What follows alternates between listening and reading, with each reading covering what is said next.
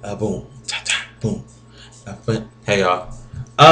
It's I'm not even gonna tell y'all it's hot in here because I tell y'all all the time. It's always hot in this house for some reason. I guess that's a good thing because it's like a mountain of snow outside, and yeah, it's not even fucking Thanksgiving yet. Well, it's tomorrow, so I guess it counts. Anywho, so hey y'all, we're here to talk about Love and Hip Hop NYC this week, and as much as I've missed out on a couple of reviews because sometimes I don't know where to go with that show. It's just so messy. I don't even know where to start. So here's what I'm going to do. I'm just going to do a brief recap because, and I'm going to tell y'all what's going on to up to now. So, Tahiri, not Tahiri, Tahiri wasn't on last episode.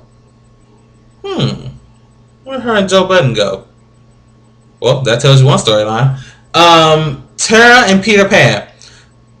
Tara, Peter Pan, and Amaretto. Let's talk about them three. So, last we left off, I believe. Well, we left off. I don't believe I told y'all about Amina telling Tara to her face that she was married to Peter Pan, who, if you don't know, was living with Tara for 13 years, 2 kids. They've been together for 13 years, all this good stuff, and he goes off and marries Amaretto, some girl he met for a year. So, Tara whooped that trick, beat her down in the place, and it just all hit the fan. So Richie Squirrel goes and tells Peter Pan, like, look, your girl just whooped your wife's ass. You need to handle this shit. Okay, so with all that being done, this all happened in front of Yandy and Richie Squirrel, who, they're starting a little record label or whatever. They were thinking about signing Amaretto. Now, Richie is still down to sign Amaretto because he's cool with Peter Pan. Yandy, however, ain't too keen on it because she don't want a messy record. And I ain't mad at you, Yandy. I wouldn't sign the hoe either because she messy as hell. You don't want messy boots running around your record label making everybody all messy and it's just a mess. So, Tar did the angry black woman scorn, and she cut up all his clothes, poked holes in his drums, cut the strings off his guitar. She went off, and I'm not even mad at her because that's a whole 13. Now, if he cheated on, like, let's say you was together for 13 days, 13. Hell, I'll even give you 13 weeks. If she cut up his clothes on that, now you petty. But 13 years? Oh yeah, she deserved to break out some frustration and cut up everything she wanted to. Throw his shit on the cart. Where do they live? They look like they live in like the Bronx or the hood of New York City. Sammy, if you're watching this, where do they live at? Tell me, cause I want to know. Cause she be walking to work.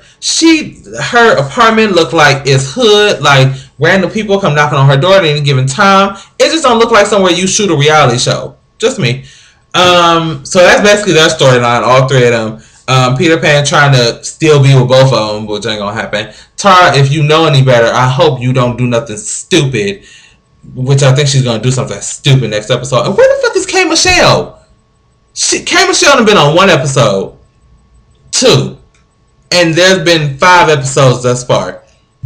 K Michelle, what the hell are you doing?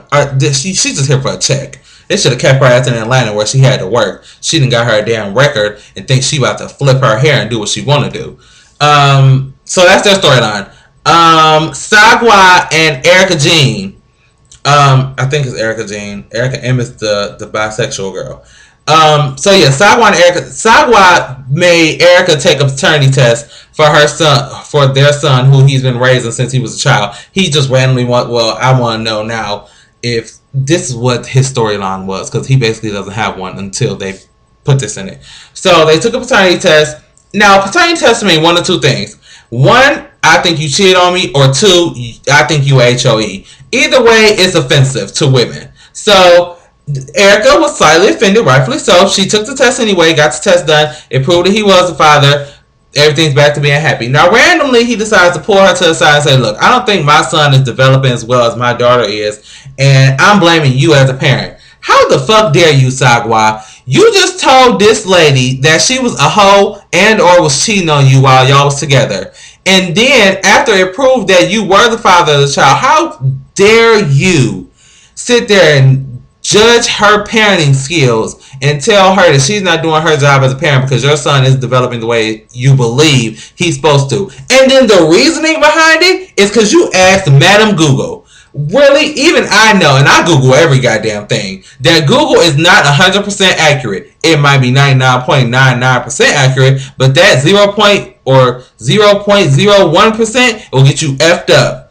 And in this case, it did. They were out to dinner. It was a big explosion. She was cussing, "You motherfucker, you not gonna disrespect me, you bitch." And then he called her a bitch and took her purse and threw it across the parking lot. I don't know if it was real, but if it was a real LB lady, you ought to be pissed. So then they cut their episode. So we'll find out what's going on with them next episode. Now, let's talk about Erica, that bald head girl, and Sin.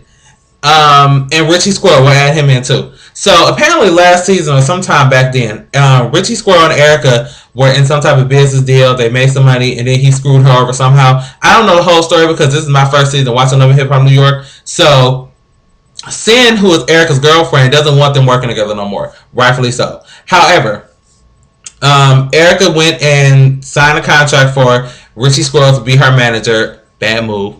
And Sin wasn't necessarily happy about it. So, as a compromise, Sin said, well, since you're going to be working with Richie Squirrel, sorry ass, then the least you can do is go talk to baldhead girl Naya or Nemo. What was the lion off of Lion King? Because I think that's her name, Nala. I think her name is Nala. So Nala, they tried working together before, Erica and Nala, and it was just bad. So Sin is friends with Nala, so she was like, look, just try it. You know, go be a grown woman, do what you want, but at least make the effort. So first bad move, Erica went down to her job, aka the strip club. Nala works as a stripper. She's a stripper / rapper. So she goes down there and it's instant shade from the second she walks in the door. She gonna tell her, let me see your Birkin bag. It looks questionable, and hands it back to her. You rude ass bitch. Do you have a Birkin bag? You so rude. Like, she came there to possibly make amends with you, and you just already throwing the shade already, and you at the strip club. And that's what Erica told her. She was like, girl, look where you work. You ain't got no credibility in the industry. You is up here shaking your ass for tips and dropping it low for the dollar. So you really don't have much room to talk. Now, I'm not here to judge nobody, because at the end of the day, if I had no type of resource, guess what? I'm selling something. So, or shaking something or dropping something. I ain't mad at you. Do what you gotta do to pay your bills. However, it went all bad. Erica decided to make it rain on her. She knows when the cameras left, she picked that money up, and if she didn't, I would have picked it up on camera. I would have been like, you want to drop? You know, that's what strippers put their money.